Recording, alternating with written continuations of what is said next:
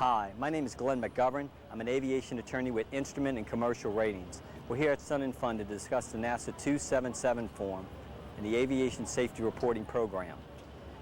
The purpose of this aero-legal videotape is to discuss the Aviation Safety Reporting Program and how you, as a pilot, can use it to avoid a suspension or civil penalty by filing a NASA 277 form. We'll discuss 1. The history and origination of the Aviation Safety Reporting Program.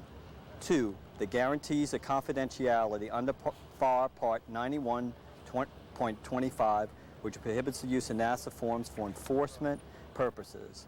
3. What is a NASA 277 form? 4. How to complete one. 5. How NASA forms are processed. 6. When a NASA form should not be used. And 7. When a NASA 277 form should be filled out and used to obtain immunity. 8. When and how to send a NASA form.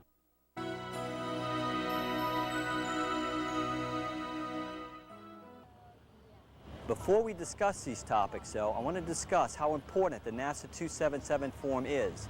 It's the most powerful tool that a pilot can use to avoid a civil penalty or suspension of his pilot's license by the FAA.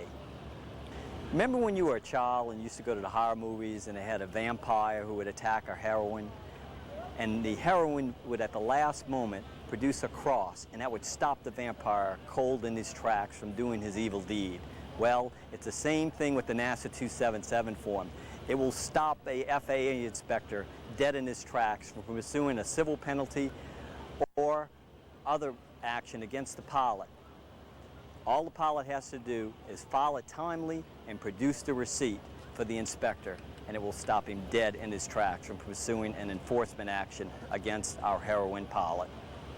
NASA 277 form can be used with the same effectiveness for the unwary pilot. Pilot must fill out and timely file a NASA 277 form within 10 days from date of the alleged incident. The producing by the pilot of his receipt part of the NASA 277 form will stop the FAA inspector from obtaining a suspension or civil penalty against the pilot. However, a letter can still be placed in a file against the pilot regarding the alleged violation. This finding can still be appealed by the pilot. Once you file a NASA 277 form, you'll be on the mailing list to receive a publication published by NASA at Moffett Field, who handles the National Aviation Safety Reporting Program called Callback. A look at a recent issue of Callback shows that in 1 month there were 2,707 reports filed by pilots. 1,980 were filed by air carrier pilots. 630 were filed by general aviation pilots, 70 were filed by controllers, and 27 by cabin, mechanics, military, and others. In fact, there's been over 42,000 NASA forms filed up until February of 1985, according to Aviation Circular AC 0046, without a single breach of confidentiality. But care must be taken by the pilot to file a NASA form.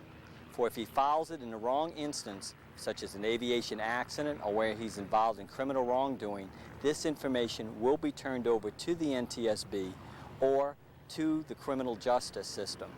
It will then be used against the pilot, either to pursue criminal proceedings against him or given to the NTSB, who will forward it to the FAA in the case of an aviation accident. So you must be careful when you file a NASA form that you don't file it in one of these cases.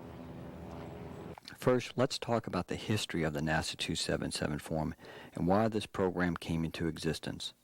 Before the Aviation Safety Program, pilots were afraid to report hazardous conditions and safety concerns to the Federal Aviation Administration.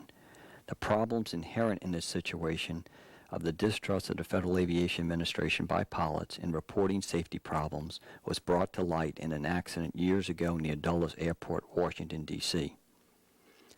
Pilot and co-pilot were discussing prior to landing at Dulles Airport whether the particular approach, and from their position whether they were cleared to descend to shoot the approach. There was much discussion on the cockpit voice recorder between the pilot and co-pilot as to whether, after being cleared for the approach, before they were established on the approach and whether they could descend according to this particular approach plate. As it turns out, the particular approach plate in use at the time was ambiguous.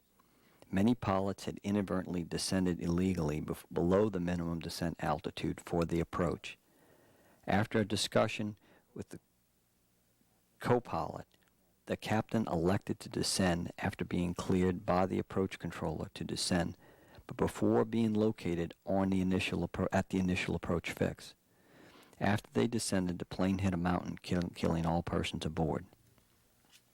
After the air disaster, an investigation was begun. Pilots reported to investigators on several occasions that they too had made the same mistake. When asked by investigators why they did not report the situation to the FAA, the pilots replied, "What? And then you would come after me and my career would be jeopardized?" The FAA and NTSB realized that something had to be done, as air safety was being compromised, hence the establishment of the NASA Safety Reporting Program. The administrator of the FAA will not use reports submitted to the Aeronautics and Space Administration under the Aviation Safety Reporting Program or information derived therefrom in any enforcement action, except information concerning accidents or criminal offenses which are wholly excluded from the program. The FAA realized that pilots were afraid to report possible violations of the FARs because of their fear of an enforcement action from the FAA. They initiated the Aviation Safety Reporting Program, which is handled not by the FAA, but by NASA, located at Moffett Field in California. The Aviation Safety Reporting Program offers confidentiality and a form of immunity to pilots who fall into the guidelines of the Aviation Safety Reporting Program. A complete discussion of the Aviation Safety Reporting Program is set out in Advisory Circular number 90-46C. The system works in this way. The form must be filled out within 10 days from date of the incident and mailed to NASA at NASA Aviation Safety Reporting System, P.O. Box 187, Moffett Field, California, 94035. A pilot completes a NASA form which actually contains two parts.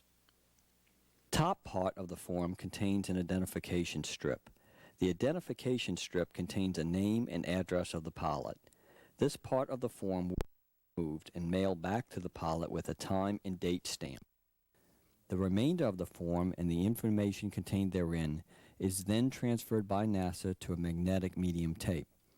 Any reference of the particular identity of the pilot and aircraft are removed before the incident scenario is forwarded to the FAA.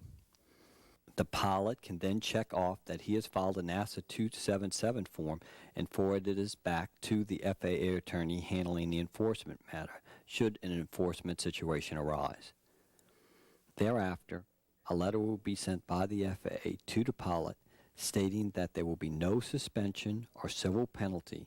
However, a letter may be placed in the pilot's file stating that a violation has occurred.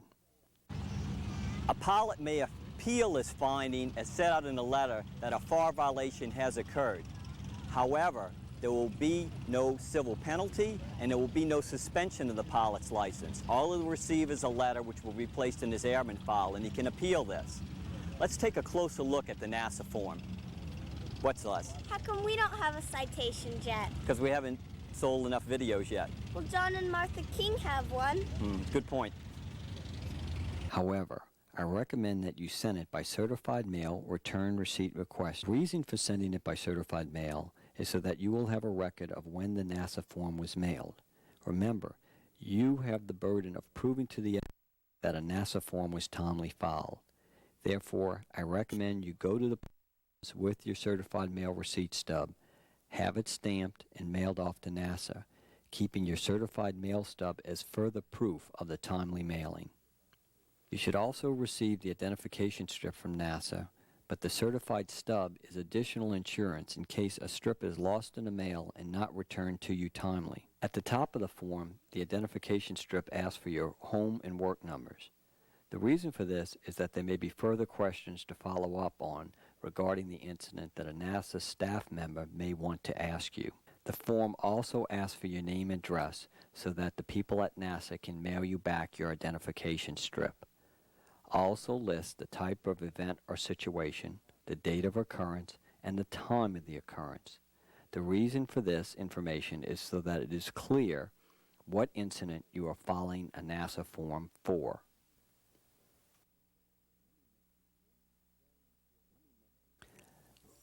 Let me mention one very important thing at this point. There is no limit to the number of NASA forms that you can file. However, the immunity offered by the NASA program can only be used if you have not been cited nor had a penalty imposed for a period of 5 years prior to the date of the occurrence of the violation. Many pilots have the misunderstanding that they can only file one NASA form for a violation. This is not true. In fact, many professional pilots carry a pad of these with them as do controllers, and they file them on a regular basis out of an abundance of precaution. However, if you've had a violation within 5 years, you cannot use the NASA Safety Reporting Program to avoid a suspension or civil penalty. For the same reasons, once you use a NASA to avoid a civil penalty or suspension, you will not be able to use it again for a period of 5 years from date of the occurrence. The next line requests the reporter's role. Many people can file NASA, including pilots, controllers, crew members, A&Ps, and IAs. The next section asks for the reporter's identification.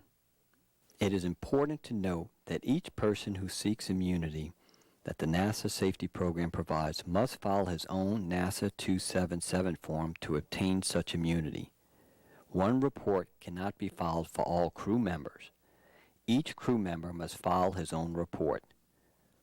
The next section of the form requests you fill in the flying time for your total hours in the last 90 days in an aircraft. Next, the form asks for your certificates or ratings, and in the next section, it asks for your ATC experience of any radars, since many controllers file NASA forms.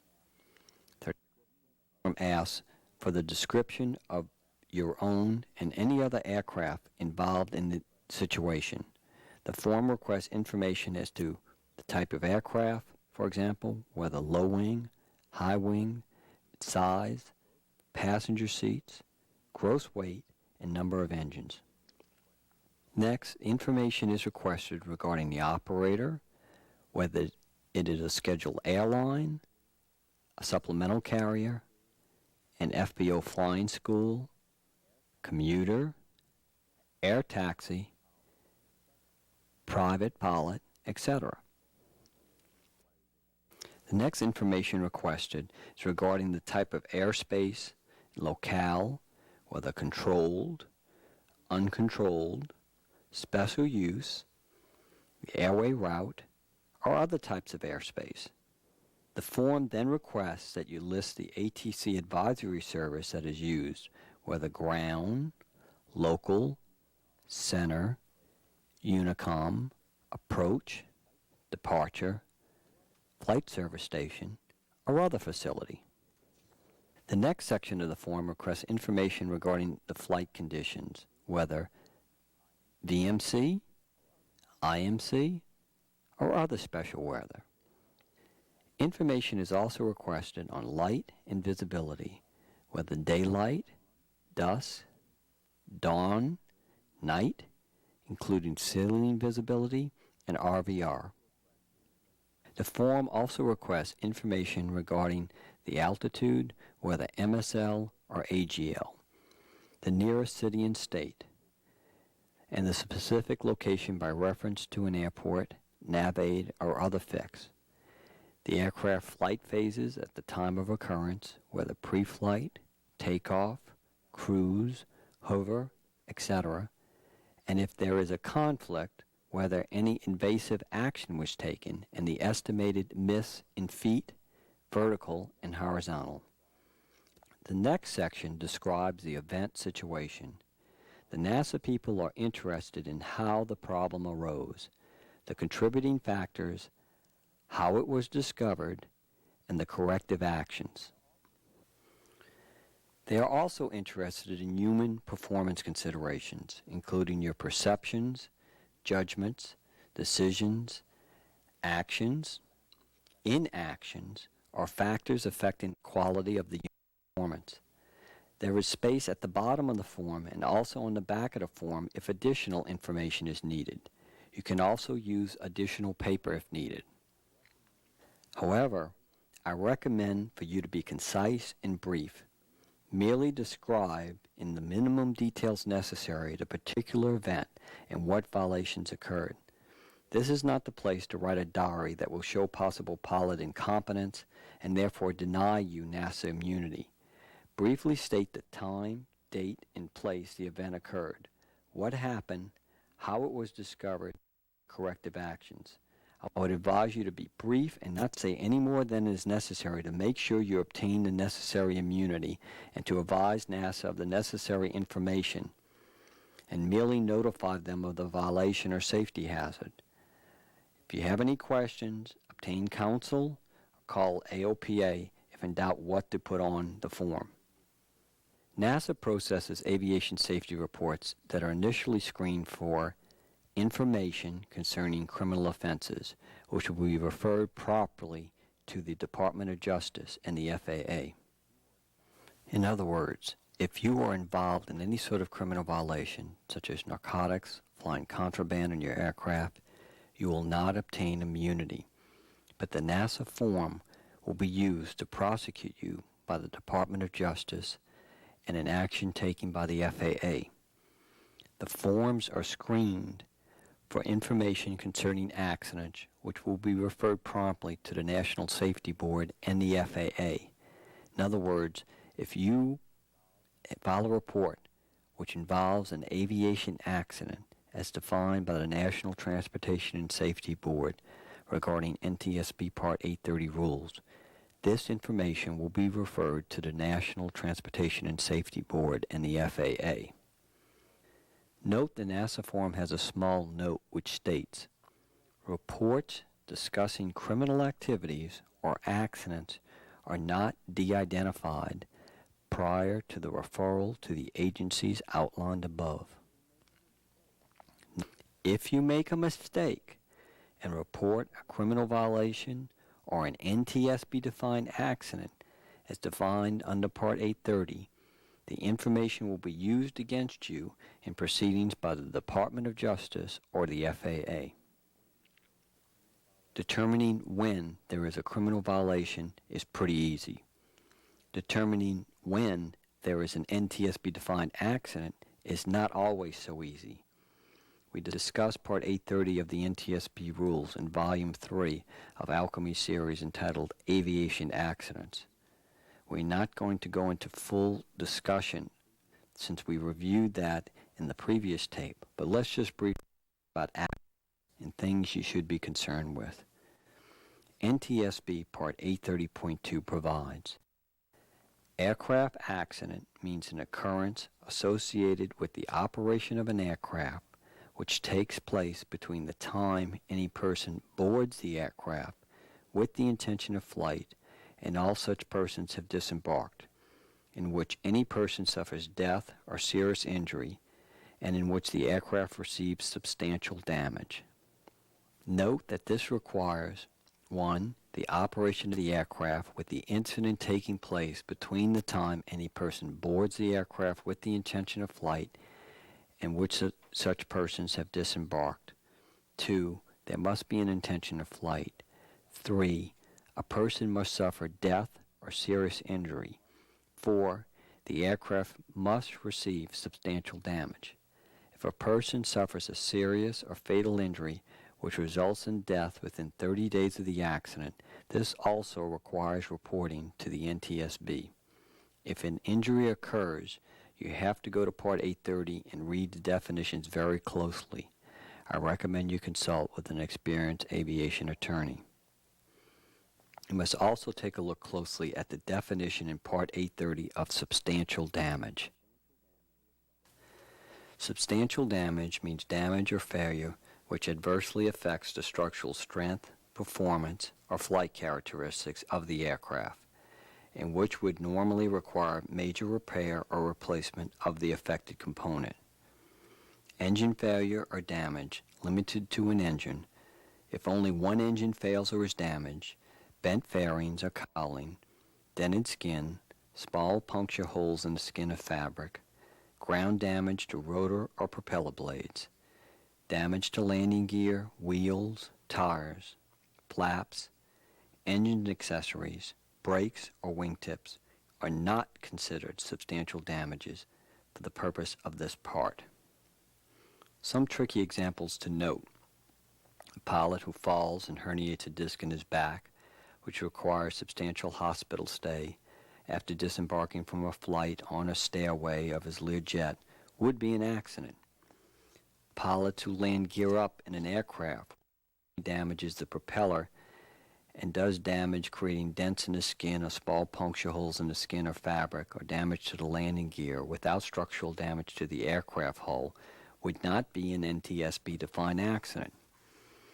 I suggest that you review the previous tape that we did on accidents. You can obtain that from Alchemy. A full discussion is beyond the course of this tape. In fact, we made a whole tape just on what is an accident and what is an incident, because you need to know that to be able to file a NASA report. Let's talk about briefly when you do want to file a NASA report. The filing of a report with NASA, an incident or an occurrence involving a violation of the Federal Aviation Act, is considered by the FAA to be indicative of a constructive attitude. Since this attitude is thought to prevent future violations, a finding of a violation may be made in neither a civil penalty nor a certificate suspension. Neither will be imposed in the following circumstances. 1. The violation was inadvertent and not deliberate. 2. The violation did not involve a criminal offense or accident or action under Section 609 of the Act, which discloses a lack of qualification or competency, which are wholly excluded from this policy. In other words, if there is an incident in which a pilot, for example, lands at the wrong airport during the course of shooting an instrument approach, that may be viewed as a lack of competency or qualification, which would not allow him the immunity of the NASA program provides. Also, the pilot could always be made under Section 609 to take another reexamination or check ride. The NASA 277 program will not prevent you from having to take a check ride if your competency is in question. Another important point to note is point 3. The person who has not been found in any prior FAA enforcement action to have committed a violation of the Federal Aviation Act or any of regulations promulgated under the Act for a period of 5 years prior to the date of the occurrence. Once again, let me stress this. There is no limit on the amount of NASA forms that one can file. The only restriction is that you can only obtain the immunity if you have not used the form and a violation has been found against you within 5 years. If you use a NASA form and a letter or violation is put in your file, you cannot use the program to obtain immunity for 5 years from date of the occurrence. Fourth condition is the person proves that within 10 days after the violation, he or she has completed or mailed a written report of the incident or occurrence to NASA under the ARS program. You can obtain NASA forms at the ARS office, P.O. Box 189, Moffett Field, California, 94035. They can also be obtained at FAA offices and flight service stations. If you go to an FAA flight service office where you can obtain a NASA form, or an FAA GATO office, and they ask you, why do you want the NASA form, you have no duty to discuss the incident with them. In fact, do not discuss the incident. For if you do, there'll be no privilege or no immunity, because they will have obtained information regarding the event from another source. There's a feeling among some FAA personnel that the NASA form and its immunity offered to pilots should not be granted to pilots who violate FARs. It's your right to file a NASA form, and if you want to get the immunity, do not discuss it with any persons from the FAA. Just tell them you want the NASA form, do not discuss the incident, or tell them you need it for a friend. We've included a NASA form in with this tape for you. You can also make Xerox copies, and these are acceptable to NASA.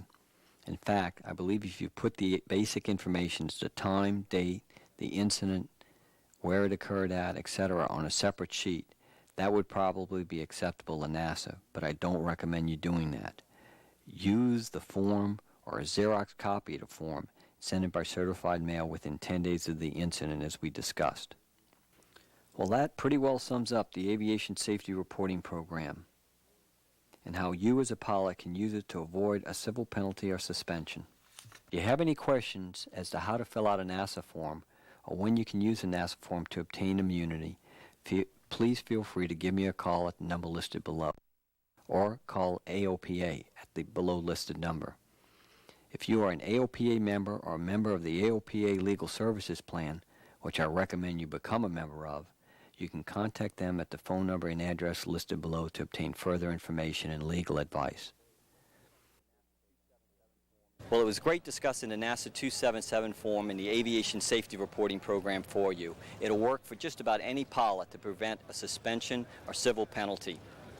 It'll even work for FAA administrators. In fact, I'm going to go over to the FAA Forum building right now where David Henson is going to address the members up here of EAA. I want to ask him about his recent trip to Alaska where he dinged a King Air prop at Lake Iliamna. I wonder if he filed a NASA form.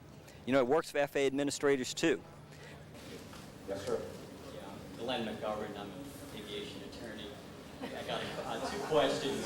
Not one of ours. I read in General Aviation News about an administrator, I won't say who went into Lake Iliamna, Alaska, and inadvertently one of the crew members dinged a propeller.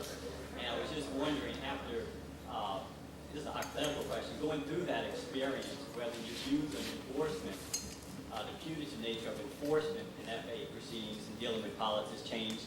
2, whether you file a NASA form, and 3, what's going on with the new medical standing, or can we hear something from that? Well, I'll give you a hypothetical answer. Thank you pro bono if you got any problem, whoever's involved. Of course. I can't answer the second one because I don't know. I wasn't pilot in command in any case. Third, with respect, what was the third question again? If you see something, file a NASA form, whether you've used change on the enforcement system, and have to be an administrator and being somewhat involved in the incident, hypothetical. Yes. No, but you have a third question though. That's the easy one, the FAA medical standards. Well, I give that to John George in a second. Of course it changes with you. I mean, it'd be foolish not to say so. But I've been flying since 1954, and like every other pilot that's flown, you know, I've done some things that I would not do again, right? This is Glenn McGovern saying, may your next flight be your best ever. Goodbye and so long for now.